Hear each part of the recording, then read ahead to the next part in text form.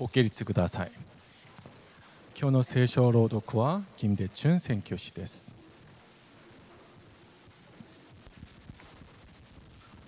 本日の御言葉、ヨハネによる福音書20章19節から23節。その日、すなわち週の初めの日の夕方、弟子たちはユダヤ人を恐れて自分たちのいる家の戸に鍵をかけていった。そこへイエスが来て真ん中に立ち、あなた方に平和があるようにと言われた。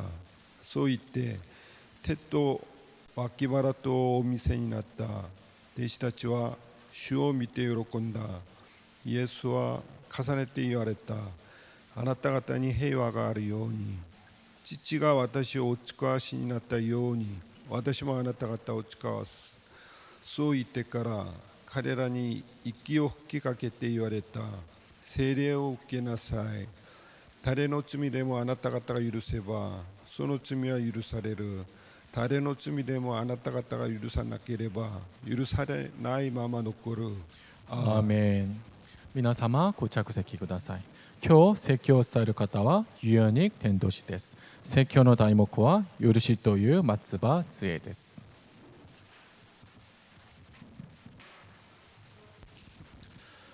여러분 여기 앞에 보이시죠?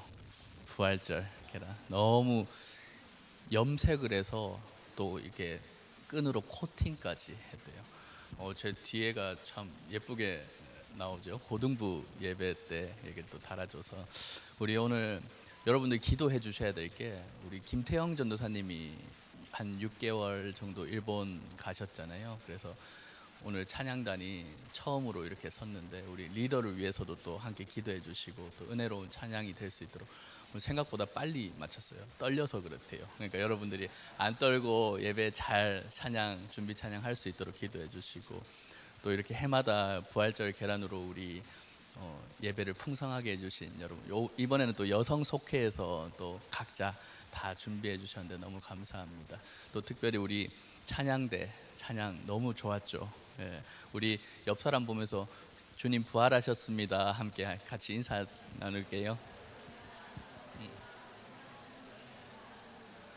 네, 부활절에 또 기쁜 소식을 여러분과 함께 할 수 있어 너무 감사합니다. 부부 사이가 참 좋기로 소문이 난 인구 부부가 있었습니다.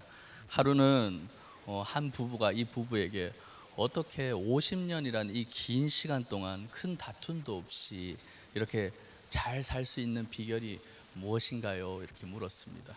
그러자 인구 부부의 아내가 이 사람에게 이야기를 하나 들려주었습니다.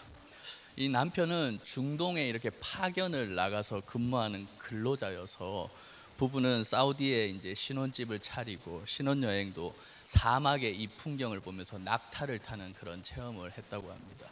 그런데 남편이 타고 가던 이 낙타가 너무 예민하게 반응을 해서 갑자기 몸부림을 막 치더니 남편을 땅으로 이렇게 내리꽂아 버렸습니다.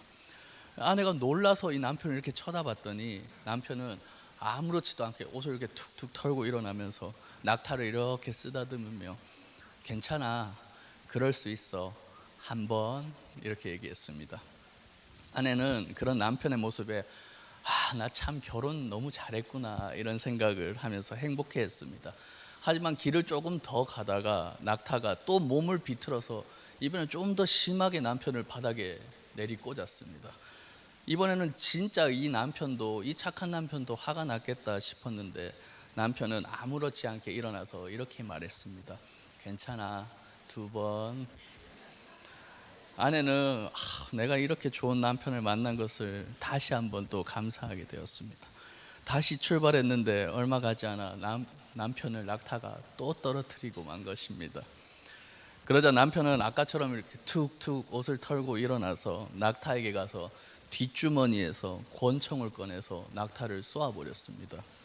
아내는 너무 놀라서 아니 이게 지금 뭐 하는 짓이야, 우리가 지금 신혼여행을 왔는데 아무리 말 못하는 짐승이라도 어떻게 이렇게 쏴 죽일 수가 있냐, 당신 미쳤어요? 이렇게 얘기를 했습니다. 그랬더니 남편이 너무 인자한 모습으로 싹 웃더니 당신 한번 이렇게 얘기를 한 것입니다. 그 이후로는 이 아내는 남편이랑 절대 싸울 수가 없었다고 합니다. 남편분들 오늘 집에 가셔서 한번 이거 하시다가 진짜 한 번에 끝장나실 수도 있으니까 조심하시기 바랍니다. 여러분, 정말 무시무시한 이야기지 않습니까? 우리도 손에 들고만 있지 않을 뿐이지 마음속으로는 기관총 하나씩 다 들고 있지 않습니까? 특히 어머니들 총 대신 뭐 몽둥이나 빗자루 들고 매일 자녀들과 반복되는 그 입에서 뱀소리 난다 그러죠. 엄마 원래 아니래. 막 계속 이런 식으로 아들과 싸우고 자녀들과 싸웁니다. 직장에서도 또 우리가 모인 교회에서도 사람이 항상 살아가는 곳에는 문제가 발생합니다. 오늘 본문에도 제자들은 유대 사람들이 무서워서 문을 걸고 잠그고 있었다고 이렇게 나옵니다. 제자들은 예수님이 십자가에서 달려 돌아가셨기 때문에 자신들도 같이 잡혀갈지도 모른다는 그런 불안감에 시달리고 있었던 것입니다. 또 한편으로는 이 예수님만 십자가에 놔두고 도망쳤다는 이 죄책감과 수치심으로 인해 영혼의 문을 걸어 잠그고 있다, 이런 표현으로도 볼 수가 있습니다. 여기에 쓰인 케클레이스 메논이라는 단어가 제자들의 이 마음이 얼마나 움츠려들어 있는지를 우리에게 나타내 주고 있습니다. 영적으로 가장 추운 겨울을 지나고 있는 제자들의 모습입니다. 그런 제자들 가운데로 갑자기 예수님이 나타나셨습니다. 언제 어디로 오셨는지도 모르는 채 예수님은 제자들에게 나타나신 것입니다. 저는 이 모습을 이렇게 가만히 묵상을 하면서 예수님이 참 봄바람 같다, 이런 생각을 했습니다. 해마다 부활절이 되면 우리나라는 봄이 됩니다. 꽃이 피는 그런 봄이 됩니다. 얼마 전까지만 해도 추운 겨울이었는데 어느새 따뜻한 봄바람이 우리를 따뜻하게 감싸 안아줍니다. 여러분, 혹시 여러분 중에 꽃이 언제 피는지 아시는 분 계세요? 언제 피는지 아세요? 몇 시에 밤에 이렇게 피는지 아세요? 꽃은 자고 일어나면 피어 있고 또 어제까지 피지 않았는데 갑자기 또 피는 그 자연의 신비로움이라서 얘가 뭐 몇 분 몇 초에 몇 시에 이렇게 핀다 말을 할 수가 없습니다. 저 며칠 전 선교사님들과 이렇게 안부 인사를 건네고 기도 제목을 요청하는 가운데 이제 한국은 봄이 이제 오려고 준비하고 있습니다. 일본은 어떤지 물었더니 김남구 선교사님께서 사진을 하나 보내주셨습니다. 이 사쿠라가 이렇게 피어 있는 그런 모습이거든요. 벚꽃이 참 예쁘죠. 아마 김남구 선교사님이 계신 곳에 근처의 풍경인 것 같습니다. 다른 사진 하나 보세요. 이거는 이 꽃 뭔지 아세요? 양귀비예요. 무슨 꽃인지 모르고 찍었거든요. 다음 사진요. 이 꽃은요? 모랑. 다음요. 이 꽃은요? 하늘 메말꽃이요. 네, 정말 이쁘게 생겼더라고요. 다음요. 이거는요. 이건 그냥 자풀 같죠. 네. 다음요. 마지막인가 봐요. 이건 제가 주중에 올림픽 공원에 갈 일이 있어서 목사님들과 산책을 하다가 꽃이 너무 예쁘게 피었길래 찍었습니다. 이렇듯 아무도 모르게 봄은 찾아옵니다. 예수님의 사랑 역시 봄 같습니다. 기척도 없이 또 우리에게 예고도 없이 또 불쑥 우리 삶에 찾아와서 이 사랑의 흔적만을 남겨놓고 가십니다. 그 사랑의 흔적이 바로 십자가며 또 부활이며 은혜인 것입니다. 우리 오늘 20절 말씀을 한번 같이 보겠습니다. 이 말씀을 하시고 나서 두 손과 옆구리를 그들에게 보여주셨다. 제자들은 주님을 보고 기뻐하였다. 저는요, 한 주 동안 이 본문을 묵상하면서 왜 부활하신 예수님이 제자들에게 다른 것을 보여주시지 않고 이게 손과 옆구리에 난 상처를 보여주셨을까? 그게 참 묵상이 되었습니다. 부활을 하실 때 깨끗한 몸으로 다시 부활을 하셨을 수도 있는데 하필 상처 자국은 그대로 두고 왜 부활을 하셨냐, 이겁니다. 그리고 너희에게 평화가 있기를 바란다는 말을 2번이나 연속으로 하고 계십니다. 만약에 제가 예수님이었다면, 야, 이거 좀 봐. 너희 때문에 다친 거야. 너희가 나 버려두고 가서 나 이렇게 다친 거야. 너희가 나 버렸지. 이제는 좀 잘해라. 이렇게 얘기했을 것 같습니다. 그런데 예수님은 그렇게 하지 않으셨습니다. 예수님은 자신의 몸에 영원히 지워지지 않는 그 상처를 제자들에게 보여주면서 우리의 상처를 보듬어주고 싶었던 것은 아닐까, 그렇게 생각이 좀 되었습니다. 나도 이렇게 아파봤다. 나도 이렇게 찢겨봤다. 내가 너의 상처를 안다. 내가 너보다 먼저 이 아픔을 겪었다. 이렇게 저에게 말씀하시는 것 같았습니다. 다 도망치고 버리고 배신해도 예수님은 우리를 결코 배신하지 않고 버리지 않으신다는 그 사랑의 표현을 계속하고 계셨던 것입니다. 인간은 너무나도 연약해서 예수님을 버리고 포기하고 뭐 그럴지라도 예수님은 절대 우리 한 사람을 버리지 않으신다는 것이 참 저에게 감사함으로 좀 다가왔습니다. 전혜원이라는 어린이가 쓴 동생놈이라는 시가 하나 있습니다. 너무 좋아서 여러분 읽어드릴게요. 동생이 갑자기 와서 날 때린다. 같이 게임하다가 지면 지 잘못도 내 잘못이라고 한다. 그냥 갑자기 화를 낸다. 이게 다 누나 때문이야. 동생이라는 존재는 참 수학책 같다. 문제는 많은데 답이 없다. 자주 봐도 정말 이해할 수 없다. 난 수학 따위는 포기했으니 동생도 포기해야겠다.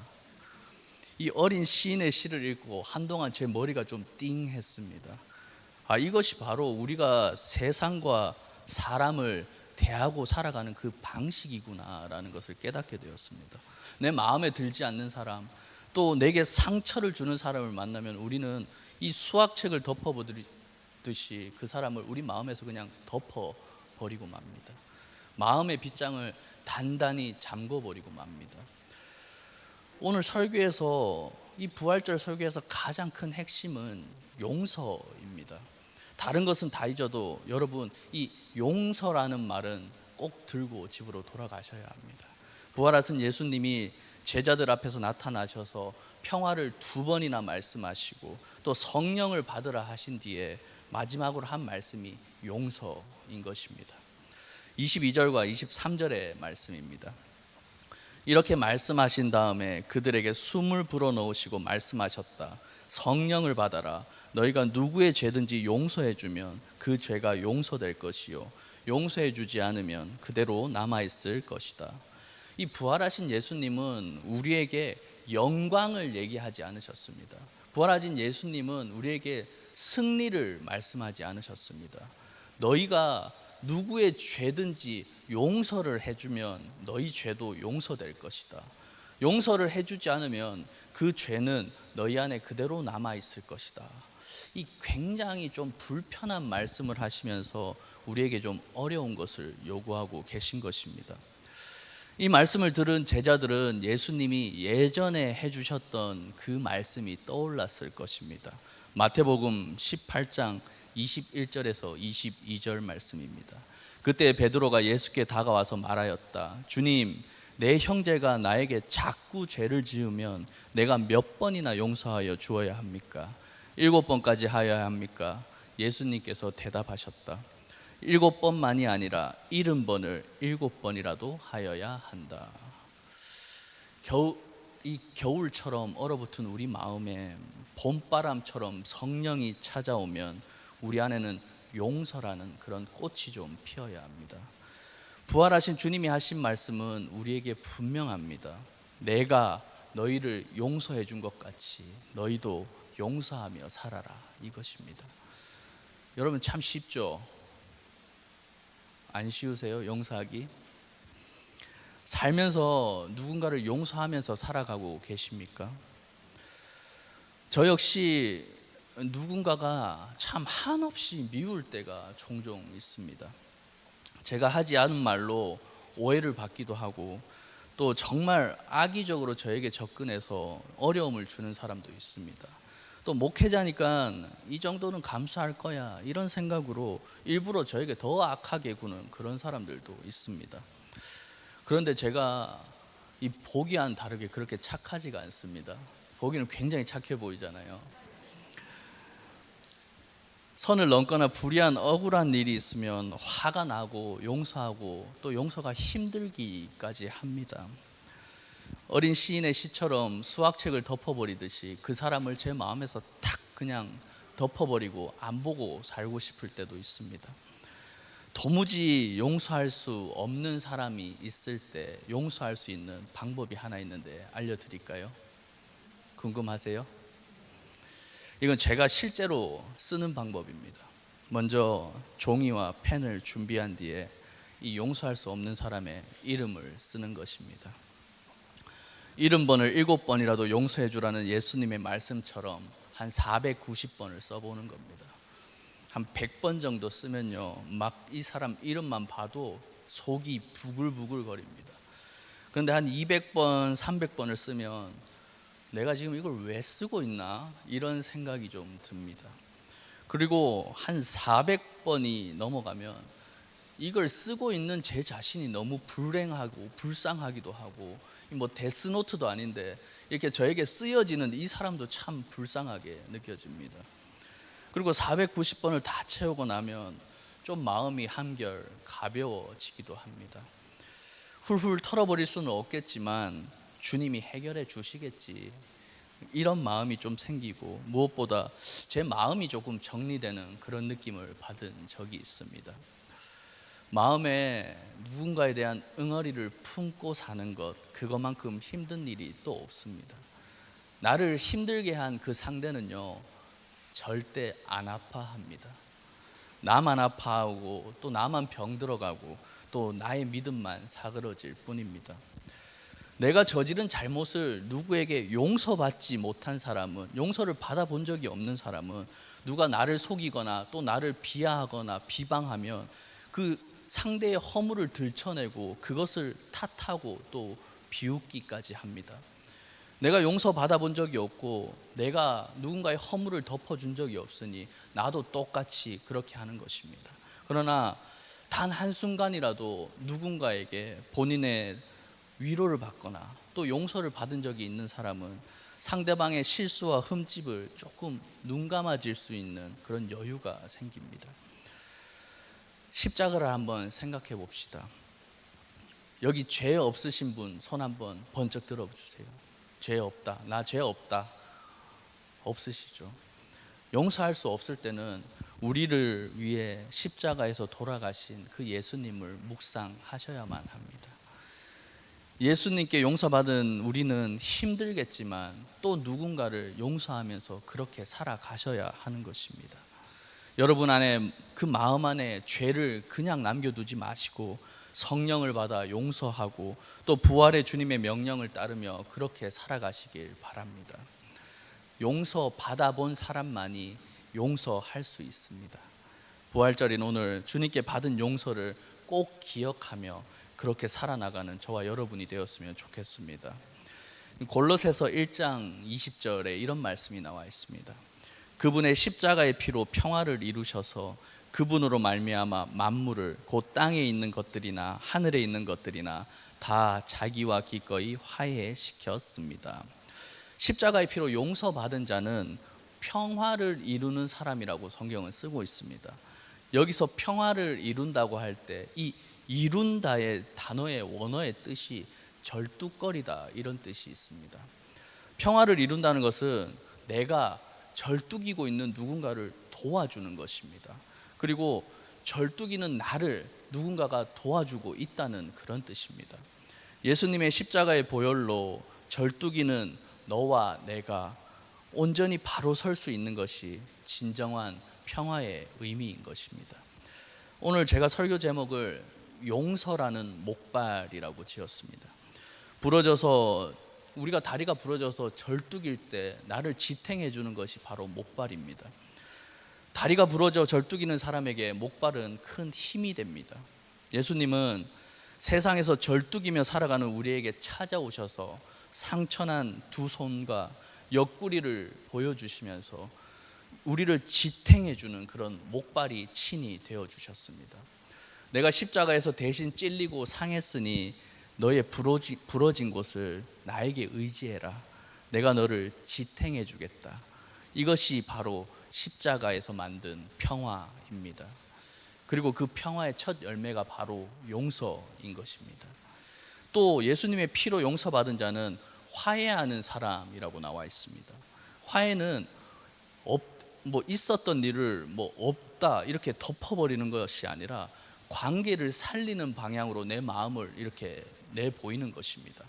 내 자존심을 좀 내려놓고 또 상대의 절뚝거림 옆에서 내 어깨를 좀 내어줄 수 있는 것, 자존심이 상하고 고통을 감수하면서 기꺼이 상대의 목발 같은 존재가 되어주는 것, 부활하신 예수님을 만난 사람에게 피어나는 첫 번째 이 아름다운 꽃이 바로 용서라는 꽃입니다. 용서라는 목발을 만들 수 있는 사람은 그 안에 이미 예수님의 사랑이 풍성한 사람임을 꼭 기억하며 살아갑시다. 한 신비한 사람이, 신비가가 제자들과 함께 여행을 하고 있었습니다. 여인숙에 도착한 그들은 그곳에서 하룻밤을 묵고 아침을 맞이하게 되었습니다. 여인숙 주인 이 여자분이 그들에게 아침 식사와 차를 대접해 주었습니다. 그들이 차를 마시고 있을 때 갑자기 이 여인숙 주인이 황홀경에 빠져서 막 신비가의 발 앞에 엎드려서 울기도 하고 웃기도 하고 그렇게 했습니다. 제자들은 좀 당황했습니다. 어떻게 이 여인이 우리의 이 신비한 스승을 알아볼 수 있었을까? 그것이 궁금했습니다. 왜냐하면 그들은 그것을 여행 도중 내내 다 비밀로 하고 있었기 때문입니다. 그때 스승이 말했습니다. 얘들아, 당황하지 마라. 이 사람에게 직접 물어보아라. 아무도 그녀에게 나에 대한 비밀을 말해주지 않았지만 그녀는 나를 알아보았다. 그래서 제자들이 이 여인숙 주인에게 물어보았습니다. 우리도 스승 밑에서 여러 해를 함께 했지만 그가 진짜 스승인지 늘 의심하고 있었습니다. 그런데 한낱 여인숙 주인에 불과한 당신이 그를 어떻게 단번에 알아보았습니까? 그러자 여인숙 주인이 말했습니다. 저는 지금까지 수많은 사람들에게 아침 식사를 대접했습니다. 그리고 수백 명의 손님을 지켜보았습니다. 그러나 이분처럼 깊은 사랑을 가지고 찻잔을 바라보는 사람은 단 한 명도 없었습니다. 그러니 그 신비가를 알아볼 수밖에요. 그동안 온갖 종류의 사람들이 이곳을 거쳐갔지만 마치 연인을 바라보는 것 같이 깊은 사랑을 가지고 찻잔을 바라보는 사람은 본 적이 없었습니다. 이 여인숙 주인이 보았던 깊은 사랑의 눈빛, 그것이 바로 굳게 닫힌 문을 넘어 제자들을 찾아오신 부활절의 예수님의 모습입니다. 부활하신 예수님은 닫힌 문을 열어 제치고 그렇게 들어오신 것이 아닙니다. 예수님은 닫힌 마음의 문을 가진 우리에게 봄바람처럼 그저 스며드셨습니다. 부활의 첫 열매가 기적적인 일이 아니라 용서라는 그 사실이 제게는 참 두렵기도 하고 참 어떤 때는 아름답게 다가왔습니다. 여러분들에게 좀 묻고 싶습니다. 아직도 마음속에 붙들고 있는 누군가의 이름이 있으십니까? 아직도 그대로 남겨둔 분노와 죄와 아픔이 마음속에 있으십니까? 누군가를 떠올리기만 해도 내 감정을 주체할 수 없을 정도로 컨트롤이 안 되는 그런 사람이 있으십니까? 부활의 주님이 이 시간 우리에게 분명하게 말씀하고 계십니다. 내 죄를 내 안에 그대로 남겨두지 말아라. 오늘 우리 손에 이 용서라는 목발을 하나씩 들고 집으로 향했으면 좋겠습니다. 쩔뚝거리는 사람을 조롱만 하는 이 세상에서 저와 여러분은 누군가가 넘어지지 않도록 옆에서 함께 쩔뚝여주는 그런 사람이 되기를 바랍니다. 가족과 이웃과 사랑하는 모든 이들의 쩔뚝거림이 저와 여러분의 용서라는 목발로 인해서 균형을 잡고 함께 걸어나갈 수 있었으면 참 좋겠습니다. 그리고 일본에서 애쓰고 눈물로 기도하는 선교사님들을 좀 기억해 주셨으면 좋겠습니다. 그들이 바로 설 수 있도록, 그들이 결코 일본 땅에서 넘어지지 않을 수 있도록 우리 일본 선교교회가 든든한 목발 같은 그런 교회가 되기를 간절히 바랍니다. 우리의 가족, 가장 가까운 이웃, 교회 공동체의 사람들이 예수님께 가장 소중한 사람들입니다. 찻잔조차도 연인을 바라볼 수 있는 그런 깊은 사랑을 가진 사람이 저와 여러분들이 오늘 다 되시길 바랍니다. 여러분, 십자가 다 하나씩 가지고 있죠. 우리가 마음속에 가지고 있는 이 십자가 하나씩 다 용서라는 목발로 만들어서 절뚝이는 자들을 일으켜 세우며 주님의 길을 함께 걸어 나갈 수 있었으면 좋겠습니다. 마음이 얼어붙은 누군가의 목발이 되어주고 봄바람처럼 따뜻한 주님의 온기와 사랑을 전하며 용서라는 꽃을 가득 이 봄에 피울 수 있는 사랑하는 일본 선교교회 모든 가족들이 되시기를 제가 간절히 기도하겠습니다. 사랑해 주님 감사합니다. 부활하신 주님이 굳게 닫힌 우리의 마음 틈새로 봄바람처럼 스며들어 오심을 찬양합니다. 우리는 마음에 들지 않으면 쉽게 문을 닫아버리고 용서하기보다 미워하며 살았습니다. 배신하고 도망쳐 마음이 무너진 제자들에게 주님이 친히 다가가 목발이 되어주셨듯이 이제는 우리도 누군가의 목발이 되는 삶, 선교사님들에게 목발이 되는 그런 삶, 용서하는 삶을 살기를 원합니다. 절뚝거리는 가족과 이웃, 또 눈물로 씨앗을 뿌리는 일본 선교사님들에게 기꺼이 다가가 참된 평화를 나눌 수 있는 그런 사람들이 다 되게 하여 주시옵소서. 십자가에 흘리신 보혈의 피로 끝까지 우리를 사랑하시고 죽은 지 사흘 만에 부활하셔서 우리 가슴에 흔적을 남겨주신 예수 그리스도의 이름으로 기도드립니다. 아멘.